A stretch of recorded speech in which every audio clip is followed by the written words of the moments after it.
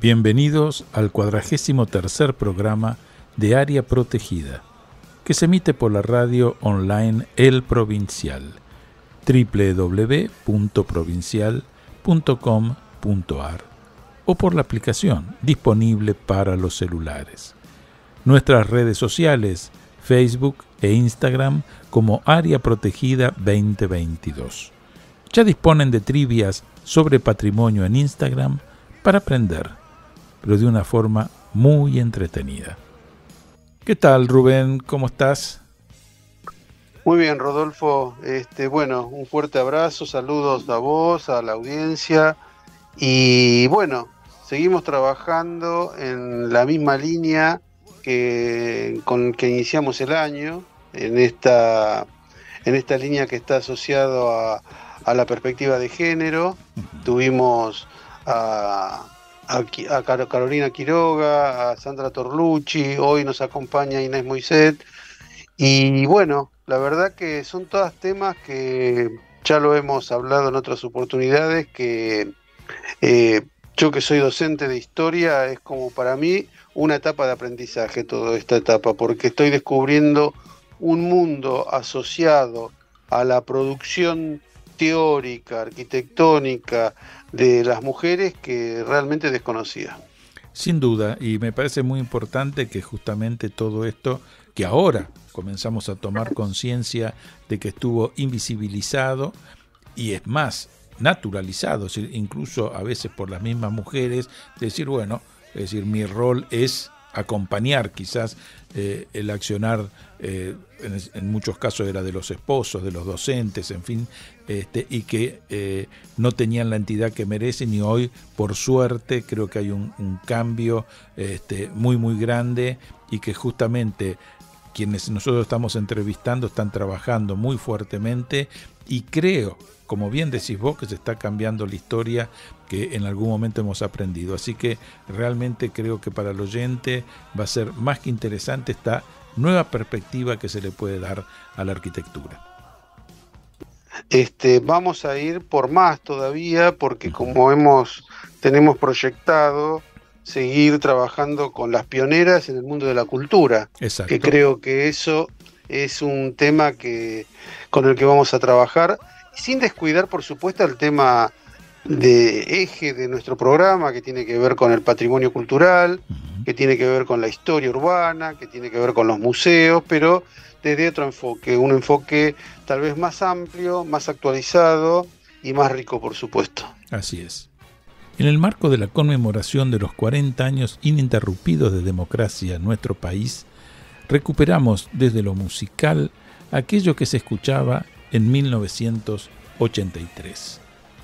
A nivel internacional, el tema que hemos elegido como música de fondo es Let's Dance de David Bowie, y a nivel local, Los Dinosaurios de Charly García.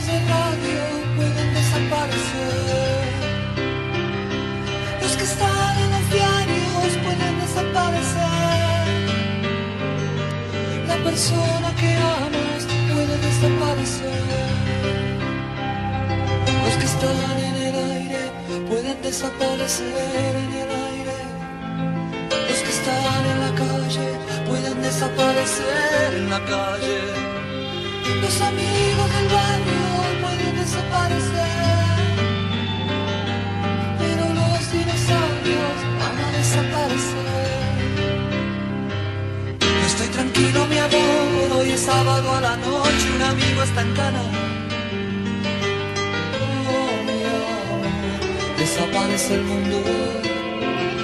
Si los pesados de amor llevan todo ese montón de equipaje en la mano,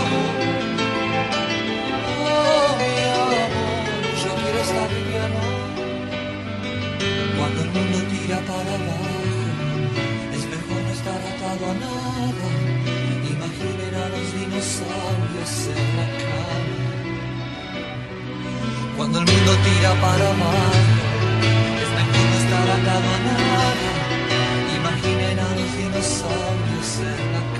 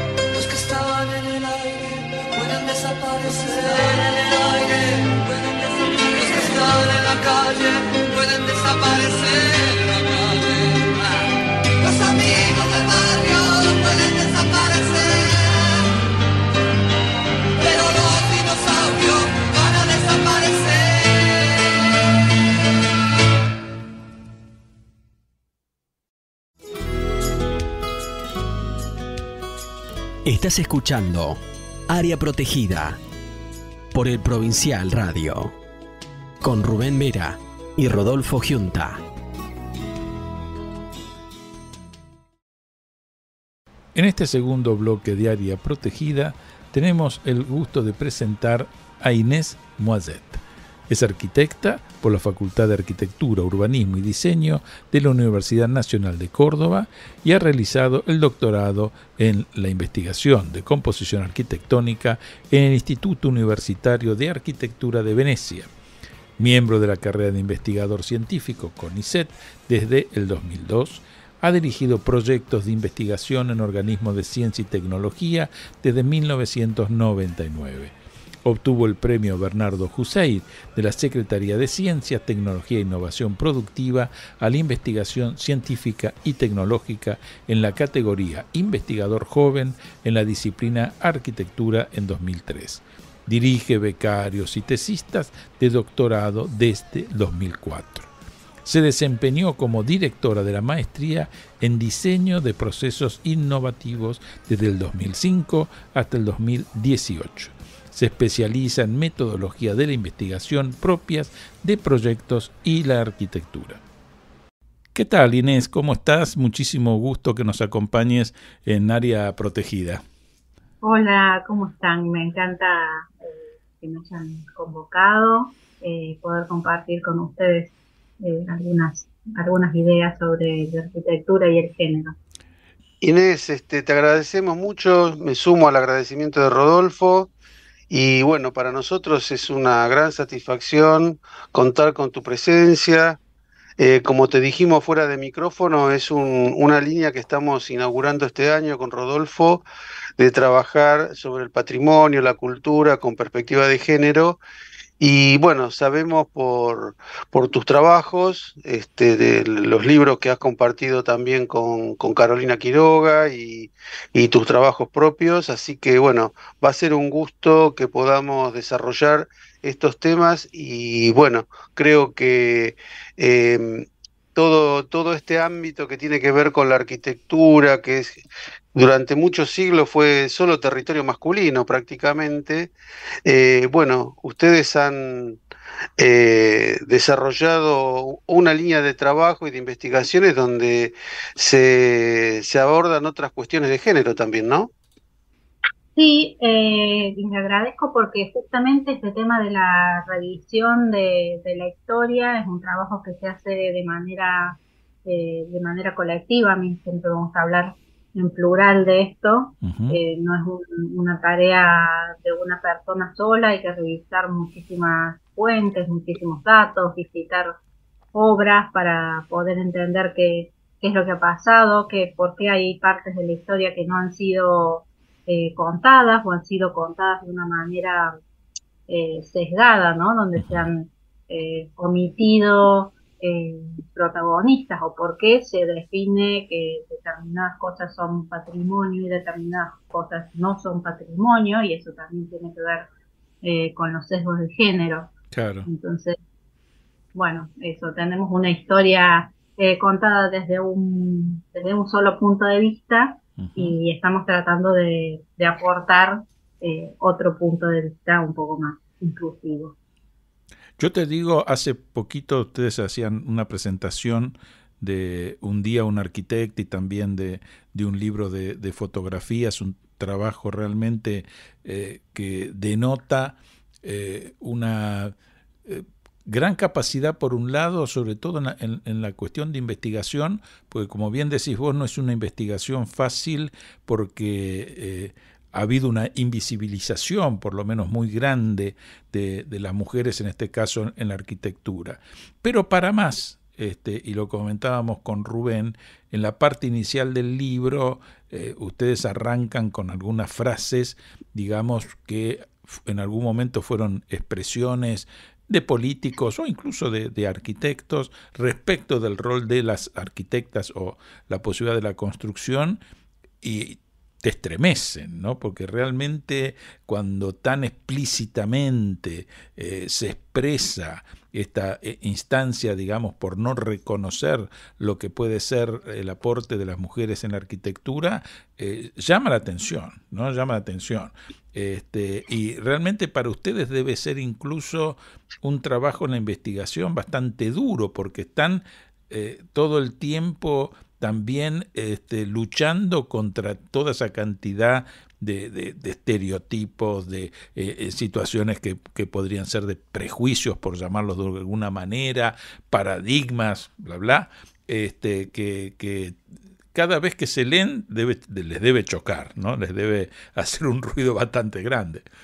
Sí, bueno, estos textos que mencionás, que nosotros llamamos el top 10, porque son personajes súper reconocidos de la historia de la arquitectura, haciendo mención a la arquitectura hecha por las mujeres. Bueno, para nosotros fue como súper fuerte empezar a encontrar esos textos, pero en realidad son cosas que las teníamos como esta violencia muy normalizada, ¿no? Que bueno, cuando estábamos en la facultad teníamos muchos profesores que nos decían, no, mejor ustedes dedíquense a la decoración de interiores, o ustedes vienen aquí a buscar marido, o incluso en la obra, cuando una iba con un socio, a él, bueno, le preguntaban todo como si fuera el que sabía, el que conocía el proyecto y lo que había que hacer, y entonces decían, bueno, el arquitecto, y a uno lo trataban como la señora. Esto nos ha pasado, creo que a todas, porque lo teníamos como súper normal, y cuando hemos empezado a trabajar estos temas y a comentar entre nosotras, esto aparecía. Entonces, bueno, lo empezamos a encontrar en estos personajes de la historia de la arquitectura, de lo que decía Le Corbusier, que le dice a Charlotte Perriand cuando ella va a ofrecerse para trabajar en el estudio, y como Charlotte Perriand se dedicaba al diseño de muebles y de sillas que hoy aparecen como firmadas como de Le Corbusier, en realidad son diseño de ella. Bueno, Le Corbusier le dice: aquí no se bordan almohadones, ¿no? Como prejuicio de que las mujeres se dedicaban a hacer estas labores, ¿no? Claro. Mientras tanto que después, bueno, Le Corbusier también era un tipo inteligente que sabía reconocer el talento de alguna manera, y la vuelve a convocar, y bueno, no solo reconoce el talento, sino que después los muebles se empiezan a vender con la firma. Bastante particular durante estas situaciones. Y una de las frases también como más fuertes que encontramos es una de Benito Mussolini, que bueno, que habla de las arquitectas, que una mujer no puede construir, que nunca ha construido nada, ni un templo, ni nada, no está para esas cosas. Claro. Y es como, es choqueante porque es un personaje que claramente definimos como un fascista, que sabemos lo que significa a nivel histórico, pero estos comentarios se pueden escuchar al día de hoy en, en la Facultad de Arquitectura, ¿no? Claro. Entonces, No, lo que te llama la atención de pronto en esas cosas, Inés, es que más allá de que uno no se asombraría que alguien como Mussolini pudiera expresar algo de esa manera o pensarlo, cuando se hace tan explícito, cuando lo dice de una manera, es decir, tan concreta, te impacta. Si yo recuerdo cuando que yo le comentaba a Rubén, digo, no sabes esta cita que pusieron acá de Mussolini, también me acuerdo la de Le Corbusier y demás, te llama la atención. Por supuesto te llama más la atención en Le Corbusier que en Mussolini, porque uno a esos maestros de la arquitectura siempre los vio como personas con una cabeza muy abierta, muy amplia, más allá de la época, pero no se pudieron sustraer de los paradigmas de lo que se pensaba, digamos, con lo cual en ciertos aspectos reflejaban también eso, ¿no? A mí me asombró, te soy sincero, me llamó la atención, pero qué fuerte que son, ¿no? Esos paradigmas, qué fuerte que son esos pensamientos y cómo inciden, ¿no? Y no sé, porque Carolina decía, y también Sandra Torlucci, que todavía el ámbito de las universidades hay aspectos que están vinculados a esto, en la cantidad de docentes, en la cantidad de decanos y rectores, ¿no? Es decir, todavía hay un predominio y un sesgo, por así decirlo, que tiene que ver con lo masculino muy grande, ¿no?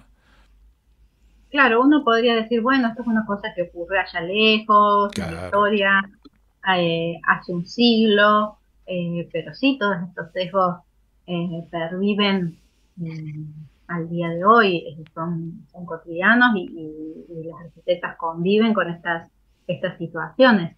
A lo mejor no dichas tan abiertamente, pero si uno Sí, sí. ve los números, la participación que se da, cómo se citan los eventos donde solamente se invitan a señores a opinar sobre determinado tema y no hay participación de arquitectas cuando sabemos que la matrícula de las universidades está arriba del 70% son mujeres, son estudiantes mujeres, que ya la matrícula de arquitectas profesionales ha superado también el 40 y tantos por ciento, o sea que ha aumentado. En un momento, en el siglo años 80, 90, ya se habían planteado algunos de esos temas que pasaba porque había tan pocas arquitectas participando en las publicaciones y en los eventos. Y bueno, la explicación era que se suponía que a medida que fueran aumentando más las egresadas, que iba a aumentar su participación, su reconocimiento, etcétera, etcétera. Y esto no ocurre porque los números lo dicen claramente, no es una Ujú. impresión, a mí me parece que me están Claro. discriminando, sino que, eh, bueno, hay como estudios, nosotros incluso también trabajamos sobre una encuesta de arquitectas argentinas que se hizo hace 2 años junto con soyarquitecta.net, donde también había, bueno, resultados que son muy fuertes, ¿no? Ujú. Por decirte, más del 75% de las arquitectas que contestaron dicen que han sufrido algún tipo de violencia de género Ujú. en sus lugares de trabajo. Claro. Sí, Esto, seguro. Y vos sabés que yo celebro mucho que con Rodolfo decidimos avanzar sobre esta temática, porque vos sabés, yo soy docente de historia de la arquitectura y desde que empezamos a trabajar, lo tengo que confesar, ¿no? Para mí es un mundo absolutamente novedoso porque soy de la camada de los que ignoramos toda esta participación y protagonismo que tuvieron las mujeres desde el siglo XIX, y no sé anteriormente, pero desde el siglo XIX seguro, tanto en el área de patrimonio, de la conservación, como en el área de la producción arquitectónica. Y realmente es como que hay que empezar a estudiar la historia de vuelta, porque el rol que cumplieron las mujeres en los estudios de arquitectura, en la producción teórica también, en la enseñanza. Bueno, fue enorme y es como que tenemos que resetearnos y empezar a estudiar de vuelta mínimamente desde el siglo XIX. Fuera de micrófono hablábamos con Rodolfo, ¿qué pasa antes del siglo XIX, ¿no? ¿Vos tenés información sobre arquitectas mujeres que hayan tenido un protagonismo también importante? Bueno, sí, sí, las mujeres siempre han estado presentes en la construcción del hábitat, ¿no? Lo que pasa es que también esa construcción del hábitat hay cosas que son catalogadas como arquitectura o patrimonio y hay cosas que son catalogadas como construcción, arquitectura popular, etcétera, etcétera, Claro, ¿no? claro. Sí, Entonces, ya esa misma construcción del concepto de qué es la arquitectura o qué es el patrimonio ya está sesgado desde el inicio. Así tenemos que en pueblos originarios en América Latina, eh, la construcción de las viviendas de casi todos los pueblos originarios estaba en manos de las mujeres, o sea, Ujú. las que hacían todo el hábitat antes de que llegaran los españoles, ¿no? Güelches hacían estas, cientos con palos, etcétera, que además eran como un sistema que se levantaba y eh, porque ellos se movían en el territorio, entonces era como, bueno, era un diseño, digamos, en definitiva, de cómo transportar toda una población de un punto a otro con los recursos que había en ese lugar. claro. Sí podemos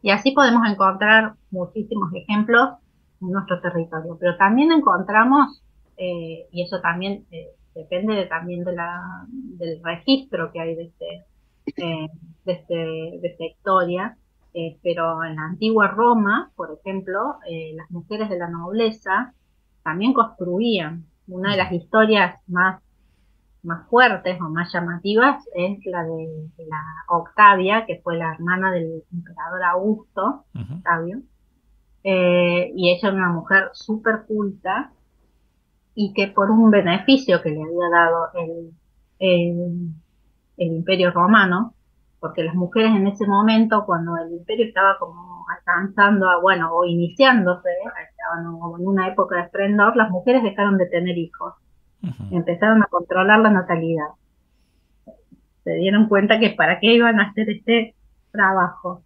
Entonces, el Estado tuvo que promover eh, un incentivo para aumentar la natalidad. Y era que las mujeres que tenían más de 3 hijos podían disponer de sus bienes. Era como un beneficio. Y así, bueno, Octavia accedió a este beneficio. ¿Y qué hace con sus bienes? Entonces ella se dedica a distintas actividades culturales, así promueve o lo financia a Virgilio con la escritura de la Eneida, que es la el máximo texto de la antigüedad romana, financia el Tratado de Vitruvio, Mira. financia a Vitruvio, Ah, mira. y también construye un pórtico que se llama Pórtico de Octavia, de lo cual queda apenas un pedacito hoy en la actualidad, que era un pórtico que rodeaba 2 templos y tenía 2 bibliotecas al fondo, dos bibliotecas públicas, una de libros en latín y otra de libros en griego. Y ahí, bueno, todo este pórtico tenía en su recorrido toda una serie de estatuas de grandes mujeres de la historia de Roma, o sea que yo creo que ella tenía como una conciencia de lo que estaba haciendo en ese momento. Era también un espacio público, es decir, un espacio para que la población de Roma pudiera protegerse del calor, que sabemos que es terrible. Eh, y, y bueno, las bibliotecas eran en honor a su hija. En el libro de Vitruvio, tiene un capítulo dedicado a los pórticos y hace una descripción de un pórtico, y el pórtico que está describiendo es el pórtico de Octavia, eh, y que yo digo, también hago la hipótesis así, ¿qué pasaría si sabemos que Vitruvio es un seudónimo, ¿qué pasaría si Octavia metió mano en ese libro, ¿no? Mm, Mm, Fue ¿por escrito qué no? ¿Por qué porque no? no, a este punto ya hemos encontrado muchos casos de este tipo de situaciones. Bueno, el tema fue que los cronistas de la época hablan del pórtico que hizo Octavia, etcétera. 50 años después, ya los historiadores están diciendo es el pórtico que hizo Octavio en honor a su hermana Octavia, ¿no? mira. Entonces ya hay este corrimiento de autoría. Y bueno, también sabemos en el Renacimiento, en la Edad Media, hubo mujeres construyendo, en general mucha arquitectura religiosa fue hecha eh, por mujeres. Eh, estoy acordando que en el concurso de la linterna del Duomo de Florencia, Ujú. se hizo un concurso que ganó Brunelleschi, pero una de las concursantes fue una mujer que presentó una propuesta para la linterna Ujú. del Duomo, de la cual no sabemos el nombre porque están todos los nombres de los cinco o seis participantes, y dice una fémina anónimo fiorentina, Mira. eh, Anónima, mira, anónima, pero sabemos anónima. que fue una mujer. Claro. Sí, sí, tal cual. No, no me equivoco cuando digo que tengo que empezar a estudiar la historia de vuelta, porque, bueno, por supuesto, fueron absolutamente invisibilizadas y, como decís vos, postergadas y postergadas por todo lo masculino, por el patriarcado y que, bueno, es algo que, por suerte, desde fines del siglo XIX creo que vienen recuperando terreno y cada vez, afortunadamente, avanzando en en todas estas luchas. Eh, Vos sabés que una de las cosas que estábamos pensando en estos días con lo que decía Rodolfo y vos recientemente sobre la matrícula, la cantidad de mujeres en las universidades como alumnas, como egresadas también. eh, hay algunos personajes que son como claves en todo esto porque fueron nuestros maestros y formadores de alguna manera, formadoras diría, mejor, como Marina Weissman, como Filandia Pisul, como Dilia Suárez, bueno, todas ellas que son más contemporáneas, por supuesto. Tengo presente que en algún momento a mí me tocó ser alumno de Marina y gozábamos de sus teóricas y de sus libros, ni hablar. Eh, Porque muchas veces ellas, no solo que eran arquitectas de realizar esa producción arquitectónica, sino también importantes teóricas, que eso es muy fuerte también en cuanto a los niveles de producción y de conocimiento. Sí, así es como vos decís. Bueno, yo dedico un párrafo especial para Marina porque yo me formé con ella. Ujú. Mi primer, digamos, trabajo, apenas me recibí, empecé a trabajar con ella en la cátedra eh, de arquitectura moderna y después en América Latina y después en arquitectura posmoderna en América Latina. Fueron mis primeros años, a Qué 15 días lindo, de terminar la carrera. qué eh, lindo. Me invitó a participar en esa cátedra y era una persona súper generosa, que te abría las puertas, los contactos, los libros. Bueno, y fue increíble trabajar con ella.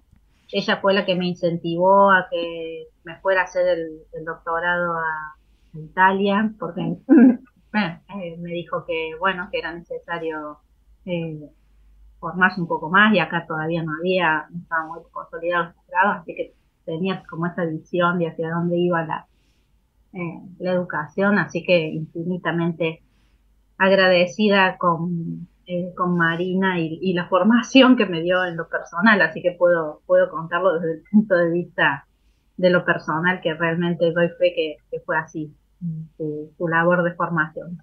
Sí, ellas ocuparon estos espacios en la educación, en la investigación, también fueron pioneras en el ámbito de la investigación, en otras tareas que quizás no eran tan apetecidas por los varones, donde ellas, digamos, crearon grandes espacios, ¿no? De hecho, Finlandia Pisur fue la primera bibliotecaria que formó fue bibliotecaria de la Sociedad Central de Arquitectos y de la Escuela de Arquitectura de la UBA.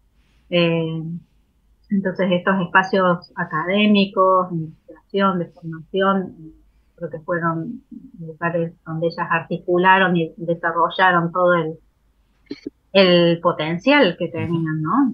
Con estas miradas innovadoras, una mirada que tiene Marina sobre la historiografía latinoamericana.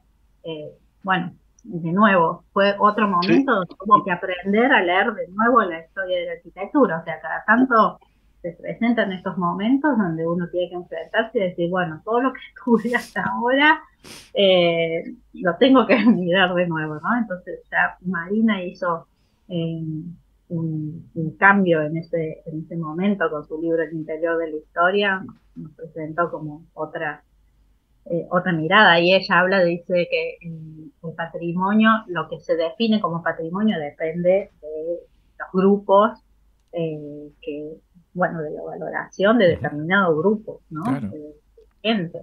Y eso se aplica perfectamente para hacer esta mirada del patrimonio desde perspectiva de género. Hay muchos conceptos que podemos estar utilizándolos y que siguen vigentes de los libros de Marina.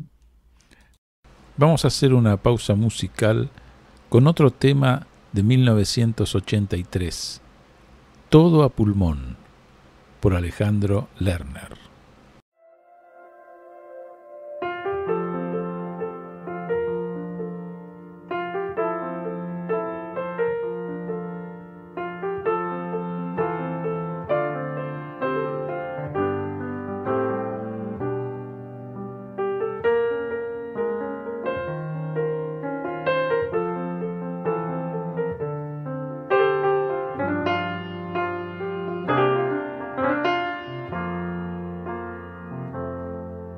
Qué difícil se me hace mantenerme en este viaje sin saber a dónde voy en realidad. Si es de ida o de vuelta, si el furgón es la primera, si volver es una forma de llegar. Qué difícil se me hace cargar todo este equipaje, se hace dura la subida al caminar. Esta realidad tirana que se ríe a carcajadas porque espera que me canse de buscar. Cada nota, cada idea, cada paso en mi carrera y la estrofa de mi última canción. Sí, cada fecha postergada, la salida y la llegada y el oxígeno de mi respiración.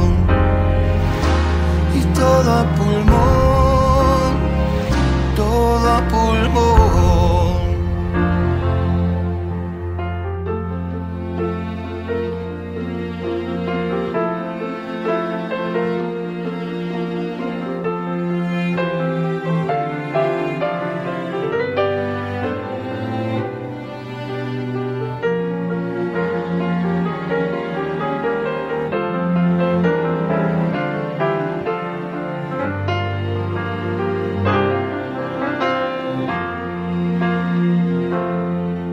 Qué difícil se me hace mantenerme con coraje, lejos de la tranza y la prostitución. defender mi ideología, buena o mala, pero mía, tan humana como la contradicción. Qué difícil se me hace seguir pagando el peaje de esta ruta de locura y ambición. Un amigo en la carrera, Una luz y una escalera. y la fuerza de hacer todo a pulmón. Cada nota, cada idea, cada paso en mi carrera y la estrofa de mi última canción. Sí, cada fecha postergada, la salida y la llegada, y el oxígeno de mi respiración, y todo a pulmón, todo a pulmón, y todo a pulmón, todo a pulmón.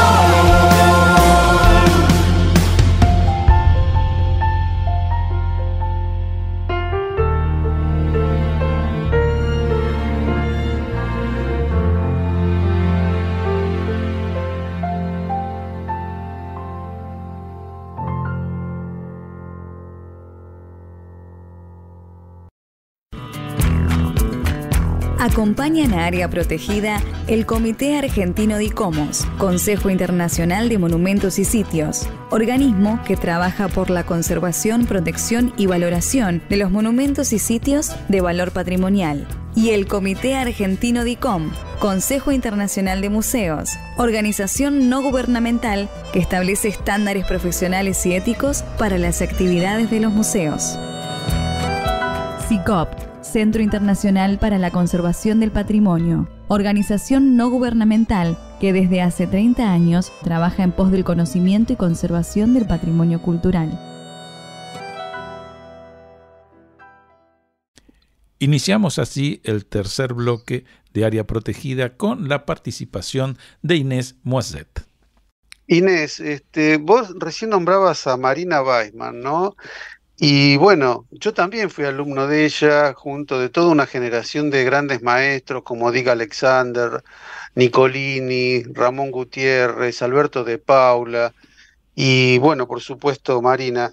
Ellos no solo que nos desconstruyeron, pero desde la mirada latinoamericana también, porque la arquitectura acá en Argentina, la historia en general, estaba muy enfocada desde una mirada eurocéntrica y nosotros empezamos a mirarnos desde nosotros mismos, desde nuestra condición de latinoamericanos, y ya ahí hay una ruptura que es no solo importante, sino era necesario para esa para nosotros, para generar nuestra identidad.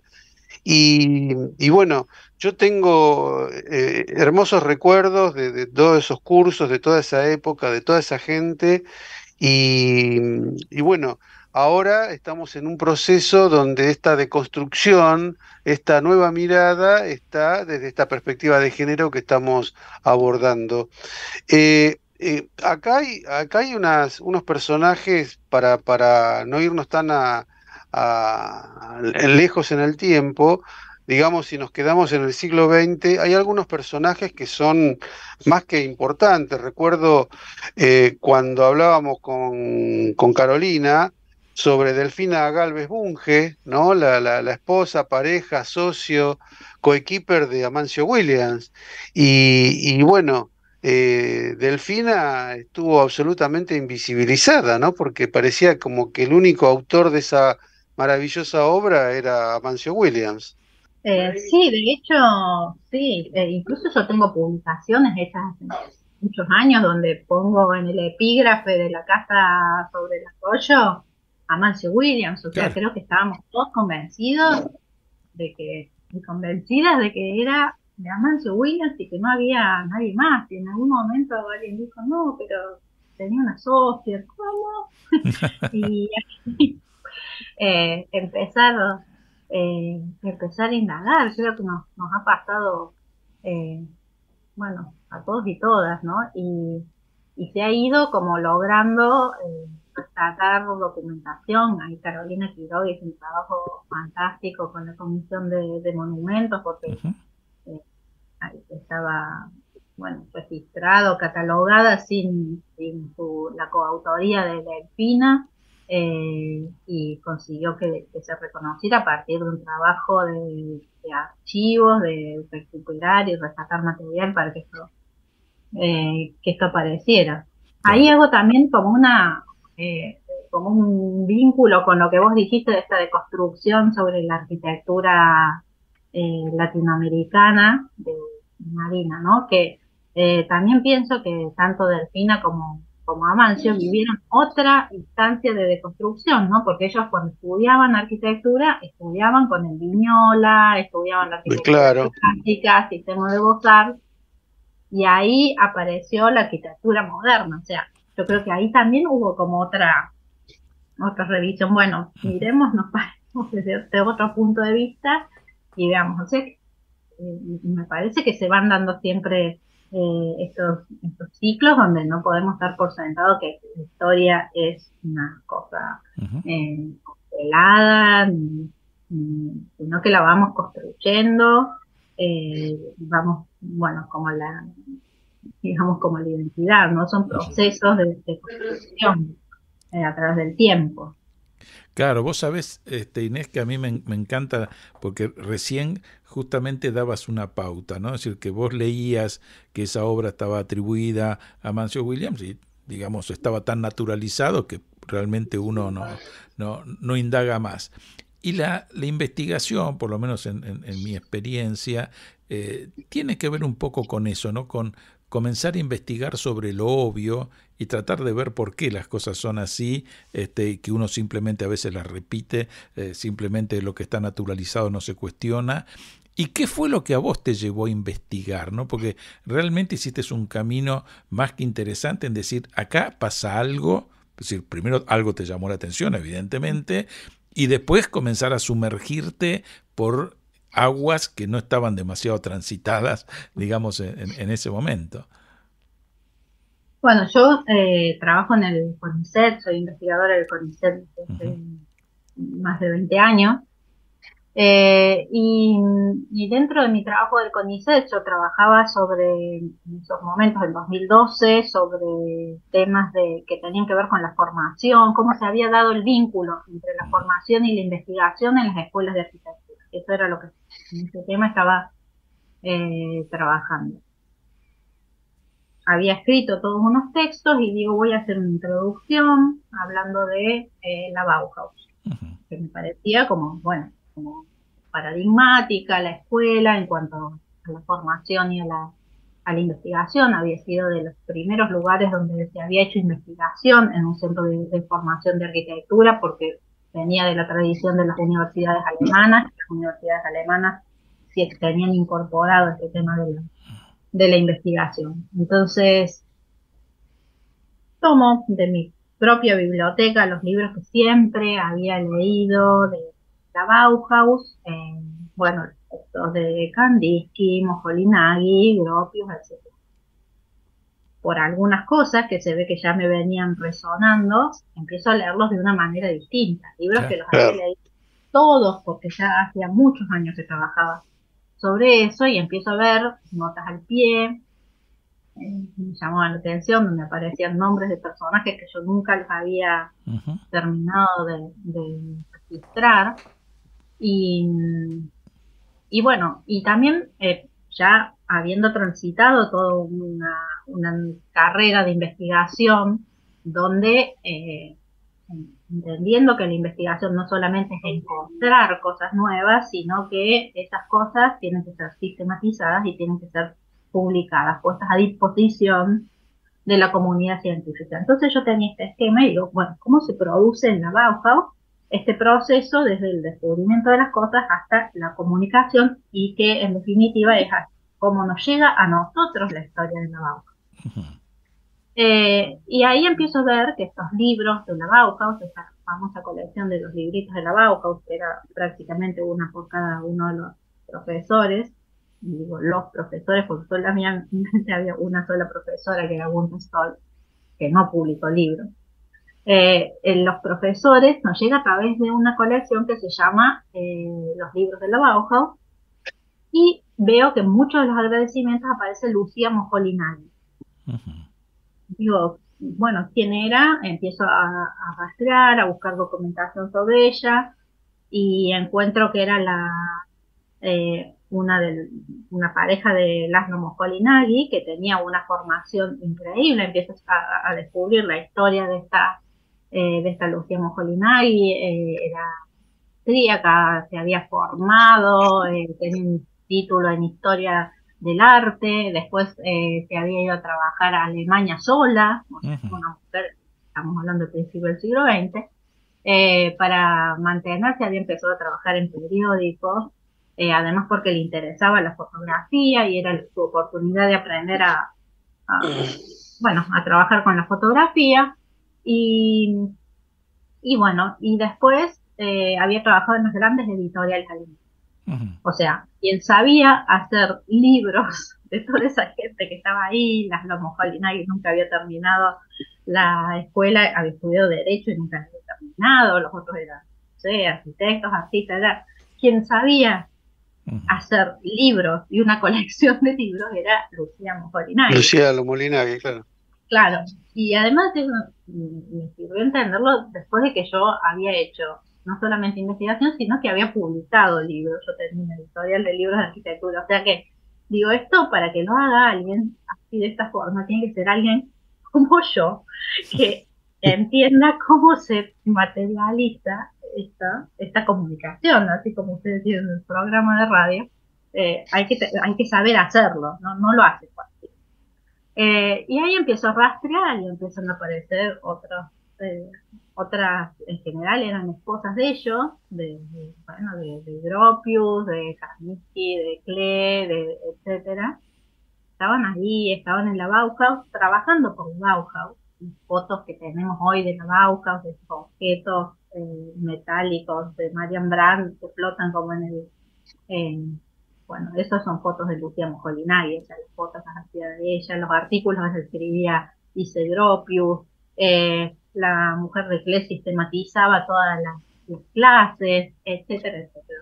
Trabajaban para la Bauhaus, y para que nos llegara a nosotros el conocimiento de la Bauhaus, pero no estaban ni designadas, ni ganaban dinero por ello, ni nada. Cumplían su labor como las esposas de los profesores, porque un profesor venía con una esposa que era la que terminaba de redondear todo el trabajo de investigación, que tal como hoy lo reconoce. Y dije, bueno, acá está pasando algo en la historia. Si esto pasó en la Bauhaus, tiene que haber pasado en todos lados. Y empecé a rastrear archivos y cosas. Primero empecé con las arquitectas como más internacionales, y después digo, no, Argentina tiene que haber ocurrido lo mismo, ¿no? Y ahora estoy como específicamente dedicada a esto. ¿Y has logrado formar así equipos? Es decir, se te ha ido sumando gente que ha dicho, esto realmente me interesa, y se ha formado un equipo de personas que se han interesado, y esto ha permitido, digamos, un crecimiento bastante considerable sobre esta temática? Bueno, sí, eso es en el 2014 yo empecé a pensar que todas estas cosas que iba encontrando se podían ir publicando como en un blog, hacer alguna acción que, bueno, se me ocurrió que se podía llamar Un día una arquitecta, que iba a durar 365 días, donde salieran todos los días una publicación de una biografía de una arquitecta. Eso también porque veía que era el momento como así del auge del Facebook y del uso de estas redes sociales, entonces dije, hay que hacer algo ahí, porque yo como investigadora del CONICET escribo papers y esas cosas que quedan como más en otros ámbitos. Entonces, bueno, empecé a comentarle con algunas algunos colegas, a Eva Álvarez de Valencia, a Zaira Mufti, que es argentina pero que vive en Barcelona, a profesoras que trabajaban conmigo en Córdoba, como Cecilia Kessman, Genia Ojeda. Bueno, se fueron como, qué bueno esto, que qué sé yo, les fue interesando. Entonces armamos como una grilla con las primeras 365 arquitectas y empezamos a repartir y a escribir las biografías, y todo eso se iba subiendo al blog y después a las redes sociales, ¿no? Y la verdad que tuvimos como un éxito, y la gente empezó a proponer, podían hacer tal y cual. Entonces hicimos una convocatoria donde la gente armaba biografías, gente que se quería sumar como equipo de redacción. Bueno, en total han trabajado y siguen trabajando, porque vamos a seguir publicando este año más. Se han sumado 90 entre redactores y redactores. Wow, qué Un bueno. equipo, una cosa que sí, Impresionante, sí. dio como difícil de gestionar, pero la verdad que es súper emocionante, que toda la gente que quiere, y además esto es como ad honorem, es como, digamos, ponerle onda a esto, es increíble que estén acompañando, y se han publicado unas 900 biografías. Qué bueno. Qué bien. Y nos decían que no íbamos a tener las 365, que no había 365 arquitectas. Hubo gente que nos decía, no van a conseguir completar este año. Qué bárbaro. Mirá, y hablando así de porque este tema también es siempre he tenido una profesora, una maestra que nos decía que todos los cambios cuantitativos generan cambios cualitativos, ¿no? Y esta lectura de pensar en que las mujeres van adquiriendo visibilidad en todo ese protagonismo que tuvieron pero que fueron opacadas. A mí me hacía pensar hace unos días el caso de Zaha Hadid, ¿no? Que es la única mujer que tiene un premio Pritzker. Para el público le decimos que es como si fuese el premio Nobel, pero para la arquitectura. Y también en un concierto que todo masculino, todos hombres, y ya vamos por una edición, no sé, creo que más de 30 ediciones, ¿no? O algo así. Sí, bueno, Zaha Hadid es la única que lo obtuvo en solitario. Ya se lo habían negado a 3 arquitectas anteriormente, porque se les habían otorgado a sus socios y a ellas no. Mira. Lo más conocido fue el de Robert Venturi y Denise Scott Brown, ¿no? Porque Claro. Denise Scott Brown se quejó, y también un poco su queja y sus reclamos coincidieron un poco con la fecha en la que iniciamos el tema del blog nuestro. Bueno, o sea que el Pritzker ya había, ¿por qué no le querían entregar a Denise Scott Brown? Porque decía que la obra era de Robert Venturi. Sabe que ya habían sido socios durante más de 25 años, ¿no? Y que no podían entregársela a un equipo. El Pritzker era para el solitario. Pero después se lo entregan a Herzog y Nerón, ¿no? Cuando son 2 señores, sí se podía entregar en equipo. Después, bueno, dicen que van a cambiar las reglas, pero ya no pueden otorgarlo en retroactivo. Bueno, después de Zaha Hadid gana Kazuyo Sejima con su socio Ryu Nishizawa, y después, posteriormente, gana Carmen Pillén de RCR, ¿no? Con sus 2 socios. Carmen Pillén es la primera que gana el Pritzker y que ha sido madre. Eso también es fuerte, porque hay como un tema entre la profesión y la maternidad bastante complicada. Sí. No es fácil para las mujeres desarrollar la profesión y la crianza o las tareas de cuidado del hogar. Y posteriormente, y yo creo que ya por la presión que estábamos ejerciendo, no solamente nosotros, sino muchos otros grupos alrededor del mundo, cambiaron la conformación del jurado del premio Pritzker, donde actualmente hay paridad en el jurado. Antes el jurado era solamente compuesto por varones. Y a partir de eso ganan las Grafton, Yvonne Farrell y Shelly McNamara, el primer equipo integrado solamente por mujeres, y posteriormente Anne Lacaton y Philip Basal, ¿no? Claro. Así que esas son las Pritzkers que hay hasta el momento. Y yo creo que está haciendo como un esfuerzo hacia la inclusión del premio Pritzker, aunque más no sea para hacer una lavada de cara de las cosas que se han hecho en sus primeros años de trayectoria, ¿no? Porque entregaron a Francis Queré, que es africano, ahí después a Balkrishna Doshi de la India. Están tratando como de ampliar el tema inclusivo, yo creo, Claro. porque ya tenía como muchas críticas, creo. Estás escuchando Área Protegida por el Provincial Radio Online con Rubén Vera y Rodolfo Giunta.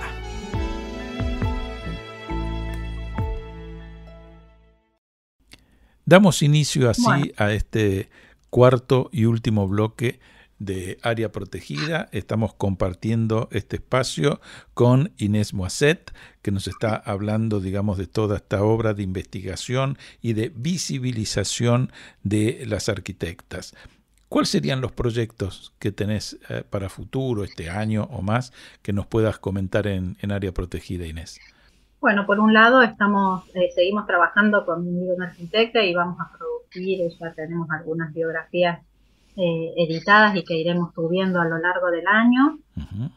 También está el proyecto de nuestras arquitectas con Carolina Quiroga, donde armamos recorridos por la ciudad, con perspectiva de género por distintos sectores de la ciudad, y estamos armando un segundo libro sobre Buenos Aires, que espero que salga también este año. Y por otro lado, habrá una presentación de una enciclopedia que hemos hecho con la editorial Bloomsbury de Inglaterra, que se llama Enciclopedia Global de las Mujeres en la Arquitectura, donde he estado a cargo del área de América Latina. Son unas 80 biografías, más un ensayo introductorio, que estará saliendo en breve, así que espero poder compartirlo con todos ustedes.